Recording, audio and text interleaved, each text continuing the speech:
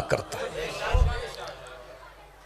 वैसे माल पर, बेटों पर अगरचे कुरान कह रहा है कि अल माल वल बनून जीनतुल हयात दुनिया, के माल और बेटे दुनियावी जिंदगी की जीनत है। आखिरी हिचकी आई तो माल तो किसी काम का नहीं। बंदे बड़ा भी नाज करें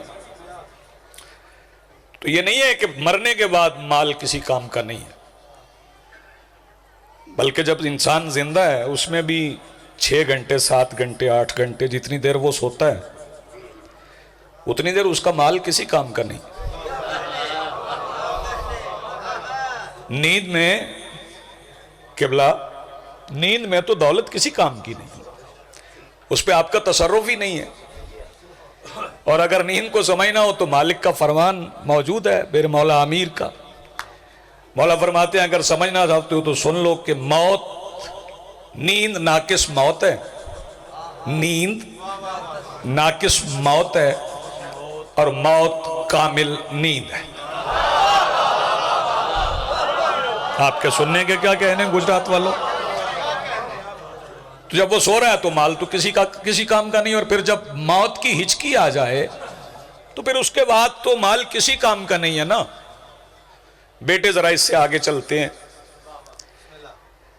गुस्ल, कफन, दफन, अगर तलकीन पढ़वाने वाले हैं तो फिर तलकीन पढ़वाते हैं, और पढ़वाते अरबी में। तलकीन शादी जब भी पढ़वाई जाती है अरबी में ही पढ़वाई जाती है। बंदा पढ़ा लिखा हो तो भी तलकीन अरबी में शादी। बंदा भट्टे का मजदूर हो तो भी तलकीन अरबी में।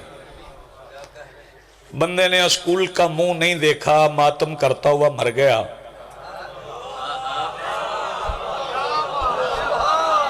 तो तलकीन अरबी में है। कोई बंदा, वो जो साहब तलकीन पढ़ रहे होते हैं, गौर से सुना करें, तलकीन पढ़ते हुए जनाजा पढ़ के लोग, जल्दी होती है, बंदों को मरने की जल्दी है इसलिए जल्दी चले जाते हैं, अरे निकल जाते हैं। तलकीन सुना करें, जब वो तलकीन पढ़ी जा रही होती तो अरबी में पढ़ रहे होते हैं, तो कोई बंदा उनको समझाता नहीं है पढ़ने वाले साहब को, किबला आप जिसके सराहने तलकीन पढ़ रहे हैं इसे तो उर्दू ठीक से नहीं आती थी, आप अरबी में पढ़ रहे हैं। तो वो कहेंगे नहीं मुझे हुक्म है कि मैंने उर्दू पढ़ना है, और फिर साथ ये कहना है इस्मा फहम, सुन और समझ, सुन और समझ, यानी कह रहे हैं, फिर नाम भी ले रहे हैं, और फिर ये भी कह रहे हैं या फुला बिन फुला। यही तो अली मानने का फायदा है कि बंदा यकीन से कहता है ये फुला का बेटा है। जी आप सलामत रहे, बड़ी मेहरबानी, बहुत शुक्रिया। हाथ बुलंद करो, मिलके बोलो हैदरी। नहीं शुक्रिया, नवाजिश थी, मेहरबानी, ममनून हूँ जी आपका, शुक्रगुजार हूँ। आपने हौसला, जी बिस्मिल्लाह, आपने हौसला अफजाई फरमाई। ये कौन सी कैफियत है किबला जिससे गुजर के, जैसे उर्दू नहीं आती थी, अलग साहब वो अरबी समझने लगा।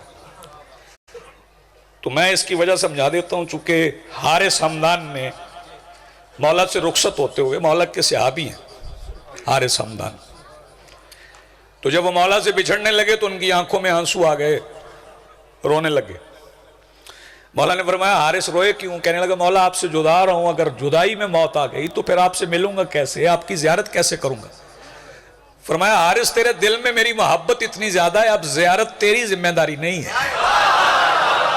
शाबाश, बहुत खूब भाई, क्या कहने, बिस्मिल्लाह। मौला वो कैसे? फरमाया हारिस बात सिर्फ तेरी नहीं, सिर्फ तेरी बात नहीं, मैं यमुत यरानी, जो भी मरे वो मरने से पहले मुजली को देखता है। बस ये जहन में रहे।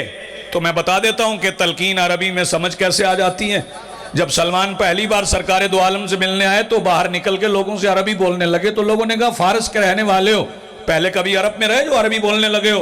तो सलमान कहने लगे पहले तो मुझे अरबी नहीं आती थी, मुस्तफ़ा से मिलने गया, मुस्तफ़ा के पहलू में एक खूबसूरत जवान बैठा था, मैंने उसके चेहरे को मोहब्बत से देखा है। सिर्फ अरबी नहीं, जिस जुबान में चाहो बात करो, हम करेंगे।